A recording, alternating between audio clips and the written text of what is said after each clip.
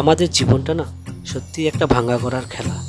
যেন কত তাড়াতাড়ি করে দিনগুলো আসছে, কত দিনগুলো তাড়াতাড়ি চলে যাচ্ছে। মাঝে মাঝে মনে হয় আমরা যেন এই পৃথিবীতে জাস্ট কিছুদিনের অতিথি হিসাবে এসেছি। আসার পর আমরা কিছুদিনের নানা রকম অভিজ্ঞতা সংগ্রহ করছি, তারপরে একদিন আমরাও কিন্তু উপরে চলে যাব। তো এরই মাঝে নিজেদের যতটুকু স্মৃতিকে আমরা ভিডিও হোক, লেখা হোক মাধ্যমে তুলে ধরার চেষ্টা করছি। তো যাই হোক, আমাদের ভিডিও আপনারা রেগুলার দেখেন, কেমন লাগে কমেন্টে জানাবেন। তো আজকে আমাদেরই তেমনই এক ছোট্ট ঘোরাঘুরির একটু ভিডিওগ্রাফি করে নিয়ে এসেছি। আশা করি আপনাদের পুরনো ভিডিওর মতো এটাও ভালো লাগবে। যখন কেউ নতুন জায়গায় যায়, নতুন পরিবেশে যায়, তখন তার মধ্যে কিন্তু তীব্র একটা উৎসুক ভাব থাকে। চারিপাশে কোথায় কি হচ্ছে না হচ্ছে একটু ঘুরিয়ে দেখা, একটু জানলার বাইরে মুখটা বাড়িয়ে একবার দেখে নেওয়া বাইরে কি চলছে। বই দেখো না মা। তেমনই কোনো এক দুপুরবেলা মাকে নিয়ে চলে আসা হলো কলেজ স্ট্রিটে। আর কলেজ স্ট্রিট ভাবনা উত্তরবঙ্গের বাসীদের জন্য সত্যি এক অভাবনীয়। চারিদিকে শুধু বই আর বই। আসলে এত বই কখনো আমাদের ওখানে একবারে দেখে অভ্যাস নেই।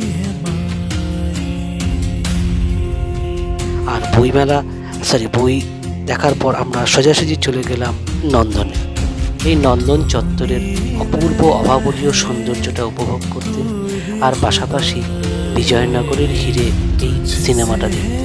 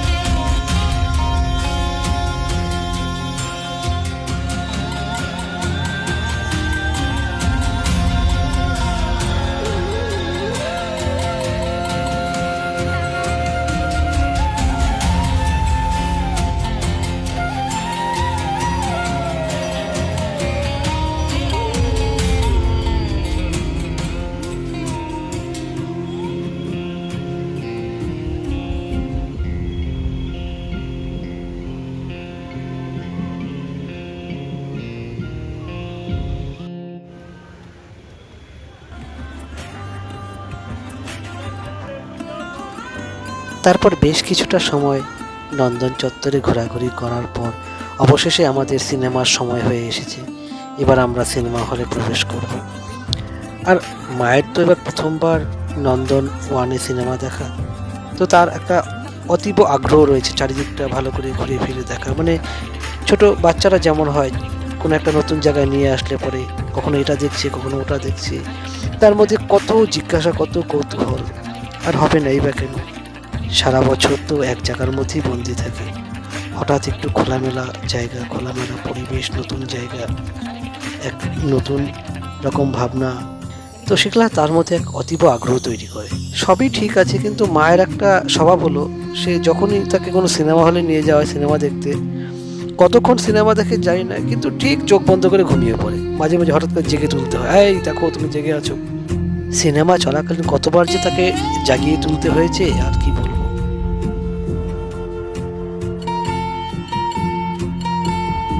সিনেমা দেখা শেষ, এবার ঝট করে চলে যেতে হলো রবীন্দ্র সদন।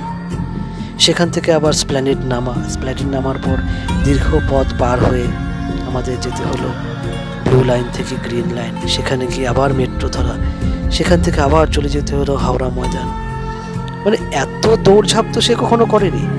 সে একটা ছোট্ট জায়গার মধ্যে, ছোট্ট পরিবেশ, ছোট গণ্ডি, সেখানেই জীবনের অধিকাংশ সময় কাটিয়ে দিয়েছে। এখানেই তাকে যেন এসে কত দৌড়ঝাঁপ করতে হচ্ছে। মাঝে মাঝে মনে হয় সে যেন হাঁপিয়ে উঠছে।